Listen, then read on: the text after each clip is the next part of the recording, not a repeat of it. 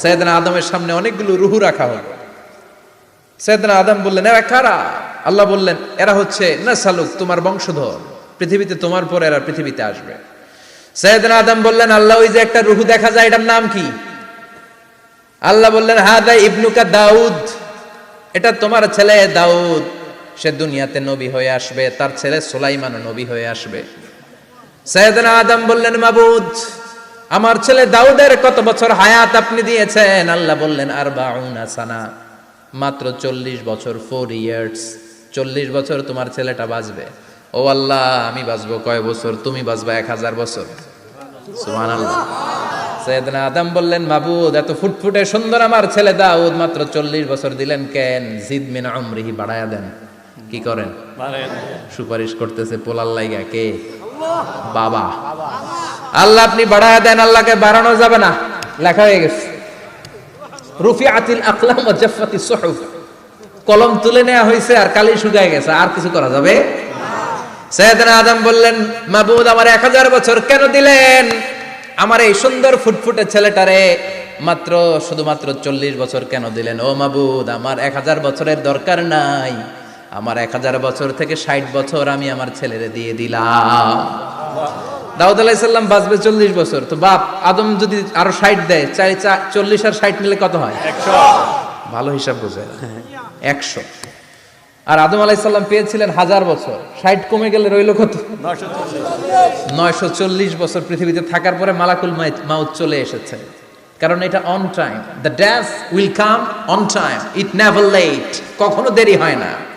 আল্লাহ বললেন, লিকুল্লি উম্মাতিন আজালুন ফাইযা জাআ আজালুহুম লা ইস্তাখিরুনা সাআতান ওয়া লা ইস্তাকদিমুন।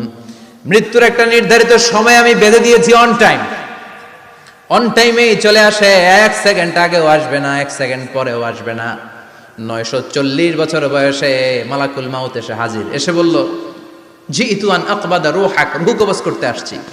আদম আলাইহিস সালাম বললেন, রূহ কবজ করতে আসছো মানে? আমি বাঁচবো তো 1000 বছর। কয় বছর?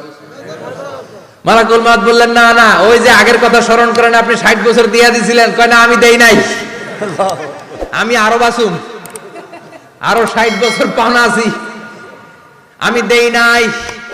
মালাকুল মাউত বললেন, আপনি দিয়েছেন? আদম বলে, দেই নাই। মালাকুল মাউত বলে, আল্লাহ ঘটনা দেখেন, দিয়া কয় দেই নাই। আল্লাহ কয়, থাক, কথা কইস না, আয়া পড়। সুবহানাল্লাহ পড়ো। নাসিয়া আদম ফানাসিয়া বানু, ভুলে গেছেন উনি। আমরা ভুলে যাই, আমরা খেয়ে বলছি খাই নাই, নিছিলাম পকেটে, কয় নেই নাই। এরকম ডাকাইত আছে না নাই? আছে। নাসিয়া আদম ফানাসিয়া বানু, বিশ্বনবী বললেন, আদম ভুলেছে তো তার সন্তানরাও ভুলে যায়। জাহাদা আদম ফাজাহাদা যুররিয়াতু, আদম অস্বীকার করেছে, তার সন্তানরাও অস্বীকার করে। সেদিন থেকে আল কিতাবা ওয়া শুহুদ, মানে লিখে রাখার সিস্টেম আর সাক্ষীর সিস্টেম চালু হয়েছে। সুবহানাল্লাহ পড়েন। সুবহানাল্লাহ। 940 বছর বয়সে মালাকুল মাউত এসে আদম আলাইহিস সালামের রূহ নিতে পারে নাই। উনি 1000 বছর যখন হয়েছে তখন এসে সাইয়েদনা আদম আলাইহিস সালামের রূহ কবজ করেছে। যেই দিন পৃথিবীর প্রথম মানব, প্রথম নবীর রূহ মালাকুল মাউত দুনিয়ায় এসে কবজ করেছে, ওই দিনটাও ছিল জুমাবার। সুবহানাল্লাহ, আল্লাহু আকবার। আবার বিশ্বনবী বললেন, লা তাকুমুস সাআহ ইল্লা ফি ইয়াউমিল জুমআহ ইযা যুলজিলাতিল আরদু জিলজালাহা ওয়া আখরাজাতিল আরদু আসকালাহা ইযা রুজ্জাতিল আরদু রাজ্জান ওয়া বুসাতিল জিবালু বাসসা। কিয়ামতের দিন পৃথিবীটাকে একটা প্রকম্পন দিয়ে কাঁপিয়ে দিবে কে? আল্লাহ। মারাত্মক একটা ঝাঁকুনি দিবে আল্লাহ, পুরো পৃথিবীটা কেঁপে ভেঙে চুরে খান খান হয়ে যাবে। এই ঝাঁকুনি আর আর্থকোয়েক, ভূমিকম্প এর ঘটনাটা যেদিন ঘটবে ওই দিনটাও হচ্ছে জুমার দিন। চিৎকার করে পড়েন সুবহানাল্লাহ। তার মানে আদম সৃষ্টি হলো জুমার দিনে, দুনিয়ায় নামিয়ে দেয়া হলো জুমার দিনে, তওবা কবুল করে নেওয়া হলো জুমার দিনে, রূহ কবজ করা হলো জুমার দিনে, আবার কিয়ামত সংগঠিত হবে জুমার দিনে। পড়েন সুবহানাল্লাহ।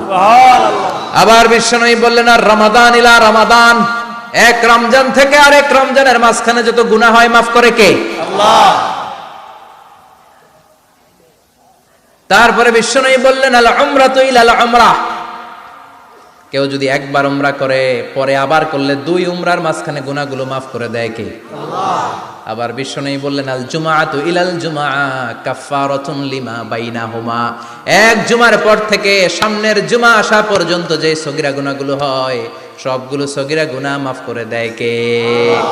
রজব শাবানে বরকতে দাও, রমজান মাসে গুনাহ ঝড়াও, সপ্তাহ জুড়ে তুমি বরকতে দাও, জুমার দিনেতে গুনাহ ঝড়াও, রজব শাবানে বরকতে দাও, রমজান মাসে গুনাহ ঝড়াও। ঠিক কি না?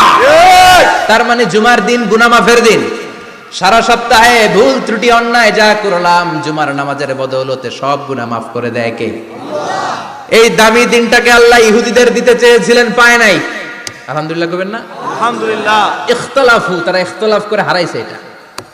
এই দামি দিনটা রব্বুল আলামিন নাসারাদেরকে দিতে চেয়েছিলেন, ফাখতালাফু, ওরাও ইখতিলাফ করে হারাইছে। এজন্য ইখতিলাফ ভালো জিনিস না খারাপ জিনিস? মারামারি ভালো জিনিস না খারাপ জিনিস? আর ঐক্য করা ভালো জিনিস না খারাপ জিনিস? ঐক্য করতে রাজি আছেন? ইহুদিদেরকে আল্লাহ দিতে চাইলেন, ইখতিলাফ করে হারাইছে। নাসারারাও হারাইছে। ফাজা আল্লাহু বিনা ফাহাদানা বিহাদা দ্বীন, রব্বুল আলামিন এই দিনটা আমাদেরকে দিলেন, আমরা ইখতিলাফ করি নাই, বিশ্বনবীর হাতে হাত রেখে ঐক্য করে ঘোষণা দিয়েছি জুমার দিন আমাদের সাপ্তাহিক দিন। সুবহানাল্লাহ।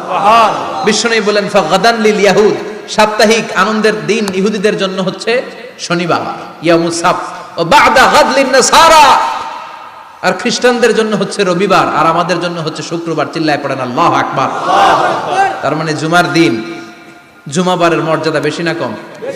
চিল্লায় বলেন বেশি না কম? জুমার দিন সকালবেলা ফজরের নামাজের পর থেকে ফেরেশতারা যতগুলো মসজিদে জুমা অনুষ্ঠিত হয় ওই মসজিদে ঢোকার প্রতিটা দরজার মধ্যে দাঁড়িয়ে থাকে। কারা কারা আগে আগে জুমার নামাজ পড়ার জন্য মসজিদে যায়, প্রত্যেকের নামগুলো একটা জান্নাতের রেজিস্ট্রি খাতার মধ্যে তুলে নেয়। সুবহানাল্লাহ। এই নামগুলো স্পেশালি আল্লাহর কাছে পাঠানোর জন্য। সুবহানাল্লাহ কইবেন না? সুবহানাল্লাহ। ডানে বাঁয়ে সামনে পেছনে যতগুলো দরজা, প্রতিটা দরজায় ফেরেশতারা বসে থাকে। কে আগে আসলো নাম তুলে দেয়। তুলতে তুলতে তুলতে তুলতে খতিব সাহেব যখন খুতবা দেওয়ার জন্য মিম্বারে যেয়ে বসে যায়, ফেরেশতারা তাদের খাতা বন্ধ করে তারাও খতিব সাহেবের সামনে জুমার খুতবা শোনার জন্য বসে যায়। পড়েন সুবহানাল্লাহ। প্রথম জুমার দিন জুমার মসজিদে যে ঢুকবে, বিশ্বনবী বললেন আল্লাহর রাস্তায় একটা উট কুরবানি দিলে যেই সওয়াব, এই সওয়াব আল্লাহ আমলনামায় দিয়ে দেয়।